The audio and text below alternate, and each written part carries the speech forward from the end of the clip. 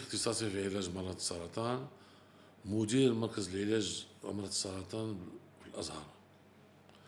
هذا المركز خلقناه هذه تقريبا قول واحد 23 عام.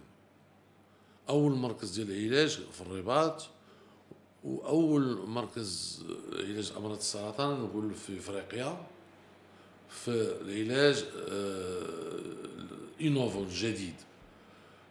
الحمد لله حنا حلينا الأزهر هذه في 94، بدينا بواحد الآلة صغيرة وربعة الناس.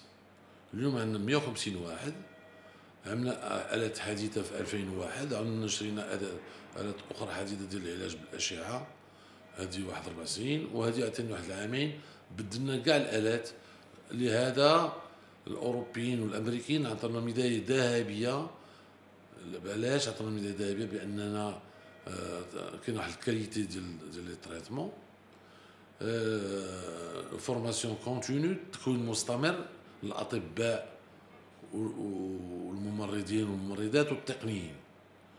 واللي مهم النتائج اليوم الحمد لله على 24 سنه 23 سنه ديال الامراض ديالنا، تقريبا عندنا 60% ديال النجاح في امراض السرطان ديال الثدي، تقريبا 80% ديال النجاح في امراض السرطان ديال الفم الرحم والبروستات. اليوم بأننا خصنا نفهموا بأن في المغرب الناس بدات تشرف، وبدينا نشوفوا هذا المرض السرطان ديال البروستات هاد السنوات الاخيره، فهمتي؟ ولهذا هذا العلاج ديال مرض السرطان ديال البروستات اللي اليوم درنا واحد التقنيه جديده، اول تقنيه في افريقيا، هي زرع روز نووي في البروستات. ودي اول حاله لا تدار في افريقيا، هي في مركز الازهر. اشنا هذا العلاج؟ علاج سهل ولكن خصو الوقت، 6 سوايع ديال الخدمه تقريبا. علاش؟ هي العلاج ديالو في 25 دقيقه، ولا باش نهيئوا المريض خص 6 سوايع.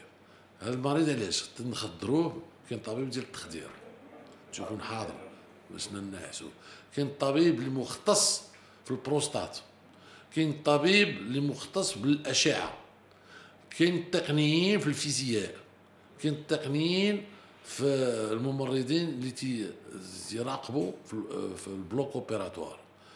هادشي كلشي يدوز في واحد البلوك، والنتيجه حسنه 90% ديال النجاح.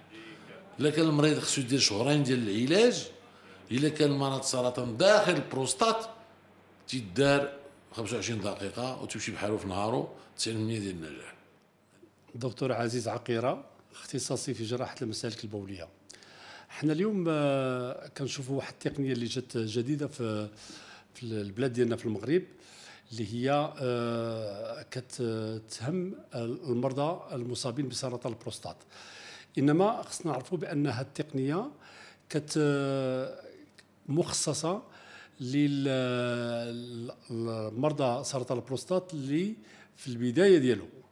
وهنا ياتي الدور ديال طبيب المسالك البوليه اللي كيكشف بصفه مبكره على سرطان البروستات. في غايه يكون السرطان ديال البروستات تنكتشفوه، كيكون عندنا واحد الاجتماع بين مختلف الاختصاصيين في العضو، وهذا كيشمل يعني الطبيب المسالك البوليه والطبيب المختص في علاج سرطان البروستات. كتكون هناك واحد التشاور، وكنقترحوا على المريض كيفيه العلاج. فهنا في هذه الحاله بالضبط كاين 3 الانواع ديال العلاج، كاين الجراحه، وكاين الاشعه الخارجيه، وكاين الطب النووي. اللي خصنا نعرفوا بانه الاشعه الخارجيه كتستغرق واحد 35 يوم.